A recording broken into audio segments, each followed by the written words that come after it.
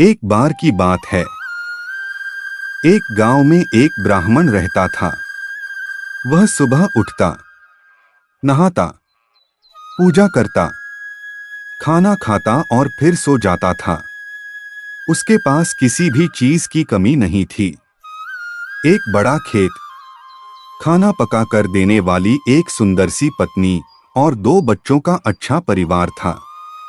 सब कुछ होने के बाद भी ब्राह्मण के घरवाले एक बात से बहुत परेशान थे। वो बात यह थी कि ब्राह्मण बहुत आलसी था। वो कोई भी काम खुद नहीं करता था और दिन भर सोता रहता था। एक दिन बच्चों का शोर सुनकर ब्राह्मण जाग गया और उसने देखा कि उसके दरवाजे पर एक साधु महाराज आए हैं। ब्राह्मण और उसकी पत्नी ने साधु महाराज का स्वागत किया और उन्हें भोजन कराया। भोजन के बाद ब्राह्मण ने साधु की खूब सेवा की। साधु महाराज उनकी सेवा से बहुत प्रसन्न हुए और उन्हें वरदान मांगने को कहा। ब्राह्मण ने वरदान मांगा कि मुझे कोई भी काम न करना पड़े और मेरी जगह कोई और मेरा काम कर दे। तब साधु उसे वरदान में एक जिन्न देते हैं और साथ में यह भी कहते हैं कि जिन्न को हमेशा व्यस्त रखना। अगर उसे काम नहीं दिया तो वो तुम्हें खा जाएगा। वरदान पाकर ब्राह्मण मन ही मन बहुत खुश हुआ और साधु को आदर के साथ विदा किया। साधु के जाते ही वहां एक जिन्न प्रकट हुआ। पहले तो ब्राह्मण उसे देखकर डर जाता है, लेकिन जैसे ही वो ब्राह्मण से काम मांगता है तब ब्राह्मण का डर दूर हो जाता है और वो उसे पहला काम खेत जोतने का देता है। जिन्न वहां से गायब हो जाता है और ब्राह्मण की खुशी का ठिकाना नहीं रहता। कुछ ही देर में जिन्न फिर आ जाता है और बोलता है कि खेत जोत दिया, दूसरा काम दीजिए। ब्राह्मण सोचता है कि इतना बड़ा खेत इसने इतनी जल्दी कैसे जोत दिया। ब्राह्मण इतना सोच ही रहा था कि जिन्न बोलता है कि जल्दी मुझे काम बताओ, नहीं तो मैं आपको खा जाऊंगा। ब्राह्मण डर जाता है और बोलता है कि जाकर खेतों में सिंचाई करो। जिन्न फिर वहां से गायब हो जाता है और थोड़ी ही देर में फिर आ जाता है।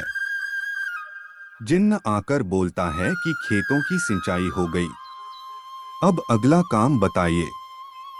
ब्राह्मण एक एक कर सभी काम बताता जाता है और जिन्न उसे चुटकियों में पूरा कर देता है। ब्राह्मण की पत्नी यह सब देख रही थी और अपने पति के आलसीपन पर चिंता करने लगी। शाम होने के पहले ही जिन्न सभी काम कर देता है। सब काम करने के बाद जिन्न ब्राह्मण के पास आ जाता और बोलता कि अगला काम बताइए, नहीं तो मैं आपको खा जाऊंगा। अब ब्राह्मण के पास कोई भी काम नहीं बचा जो उसे करने के लिए कह सके। उसे चिंता होने लगी है और वह बहुत डर जाता है। जब ब्राह्मण की पत्नी अपने पति को डरा हुआ देखती है तो अपने पति को इस संकट से निकालने के बारे में सोचने लगती है। वह ब्राह्मण से बोलती है कि स्वामी, अगर आप मुझे वचन देंगे कि आप कभी आलस नहीं करेंगे और अपने सभी काम खुद करेंगे तो मैं इस जिन्न को काम दे सकती हूँ। इस पर ब्राह्मण सोचता है कि पता नहीं यह क्या काम देगी। अपनी जान बचाने के लिए ब्राह्मण अपनी पत्नी को वचन दे देता है। इसके बाद ब्राह्मण की पत्नी जिन्न से बोलती है कि हमारे यहाँ एक कुत्ता है, तुम जाकर उसकी पूंछ पूरी सीधी कर दो। याद रखना, उसकी पूंछ एकदम सीधी होनी चाहिए। बोलकर वह वहां से चला जाता है। लाख कोशिश के बाद भी वह कुत्ते की पूंछ सीधी नहीं कर पाता और हार मान लेता है। हारकर जिन्न ब्राह्मण के यहाँ से चला जाता है।